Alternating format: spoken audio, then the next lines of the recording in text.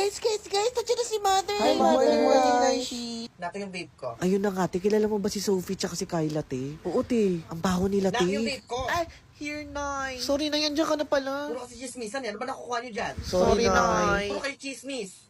Alam nyo ba yung nangyayari sa bansa natin ngayon? Yes, Nay. Period. We Filipinos should be aware of what is happening in our country right now. Let's not allow China to take what's ours. Period. Ang West Philippine Sea ay atin! Huwag tayong magpapaabi sa China! Lumayas kayo sa teritoryo namin! Ang atin ay atin! Period. Ganyan mga anak. Hindi puro chismisan. Dapat may alam din kayo kung anong nangyayari sa lipunan.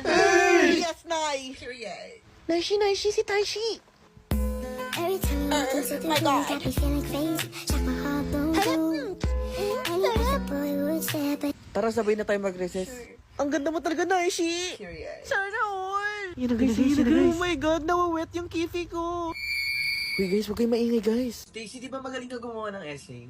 Pwede ba magpagawa sa'yo ng essay about sa West Philippine Sea? May training kasi kami mamaya, hindi ko magagawa eh. Loko to ah. Sure. Kailan mo ba kailangan? Mamayang gabi. Mamaya. Kaya ba? Kayang-kaya. Thank you ah. Una na ako. Loko to ah, pinagawa ako ng essay. Guys, andyan na si Mother. Nako yung vape ko. So ayun na nga, nakakaloka, diba? Last yung vape ko!